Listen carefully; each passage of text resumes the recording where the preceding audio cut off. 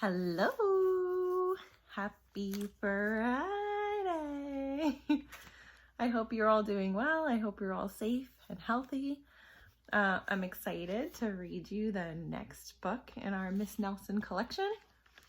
It's Miss Nelson is Back, which was our second favorite book.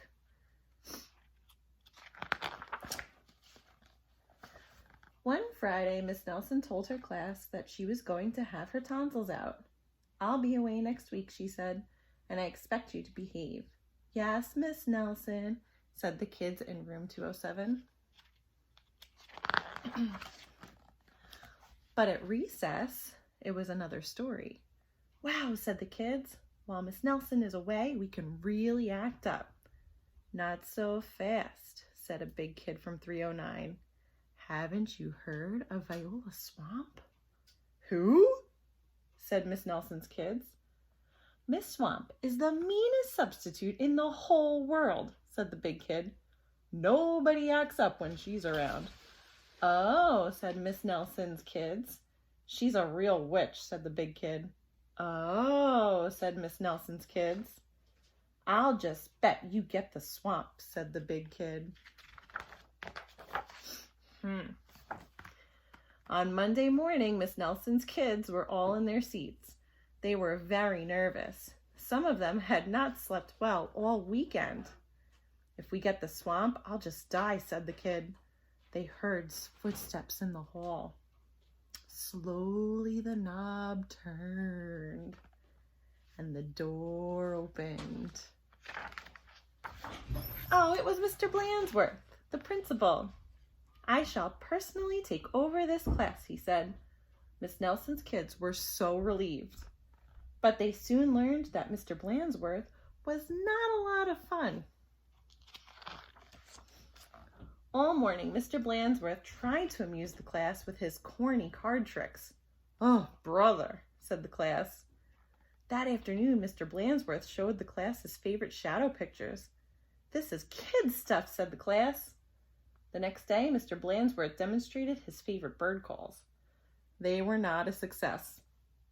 And for 2 days, Mr. Blansworth showed slides of his goldfish Lucille. Miss Nelson's kids had never been so bored. While dusting erasers in the schoolyard, 3 of the ringleaders of 207 discussed the situation. "Something will have to be done," they said. "We must get rid of Mr. Blansworth." And they hatched a plot. After school, they painted and sewed and borrowed some old clothes.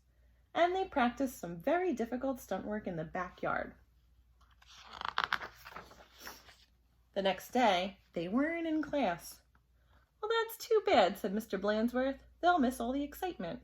Mr. Blansworth was about to show the class his collection of ballpoint pens from all over the world when someone came to the door. Slowly the knob turned and the door opened. "Oh, look," said the class. "Miss Nelson is back." A tall and lumpy Miss Nelson tottered into the room. Mr. Blansworth was surprised. "You're back sooner than we expected," he said. The tall and lumpy Miss Nelson didn't speak. "Rrrr," said the kids. Her throat must still be sore. "Are you sure you're well enough?" said Mr. Blansworth. "Oh, she's sure," said the kids. "Well, in that case," said the principal, "I'll be getting back to the office. Nice to have you back, Miss Nelson." And he left the room. "Hot dog!" cried the kids. "We got rid of Blansworth. Now we can do just as we please." And at the stroke of 10, the kids from 207 left the building. No one stopped them. They went straight to the movies, where they saw The Monster That Ate Chicago twice. "This is really living," they said. Afterward, they went to Lulu's, where they stuffed themselves silly, but soon they made a very serious mistake. Heading back to school, they passed Miss Nelson's house. Miss Nelson couldn't believe her eyes. "Those are my kids," she said in a scratchy voice. "What are they doing out of school? And who is that with them?" Miss Nelson telephoned Mr. Blansworth to see what was going on. "You are not Miss Nelson," said Mr. Blansworth. "Miss Nelson is back." and he hung up. "Can't fool me," he said. Said Miss Nelson. "Something will have to be done." And she went to her closet. Back in 207, Miss Nelson's kids were spending an agreeable afternoon. They were very pleased with themselves. "We should do this more often," they said. They did not notice the figure out in the hall. Slowly the knob turned and the door opened. Who do you think it is?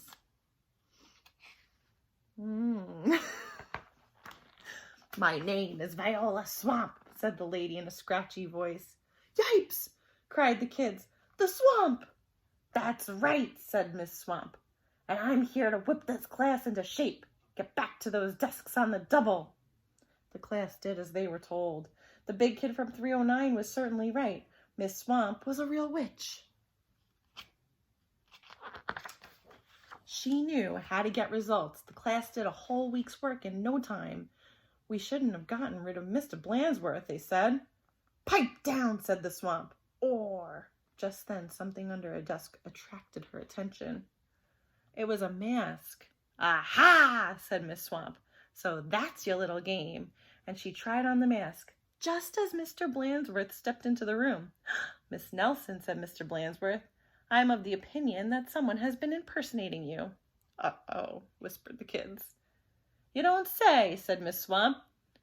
"Probably just some kids acting up, I'm sure. It won't happen again." And Mr. Blansworth left. "And it won't, will it?" said Miss Swamp to the class, "because the swamp will be watching." A minute later, Miss Nelson appeared. "I'm back," she said. "Hot dog!" cried the kids. "Are we glad to see you?" "Well, didn't you have fun with Mr. Blansworth?" asked Miss Nelson. "Oh," said the kids. They decided not to mention Miss Swamp, but they wondered why Miss Nelson hadn't seen her in the hall. The next time I read you a story, it's going to be Miss Nelson Has a Field Day. I'm excited to read that one to you last. I just wanted to say that I hope you're all doing well. I really, really miss you. I miss having story time in our own class. Hopefully we'll get to do that soon, but I hope that you guys are all doing well and that you're all safe and happy and healthy. All right? Until next time, I'll talk to you soon. Bye.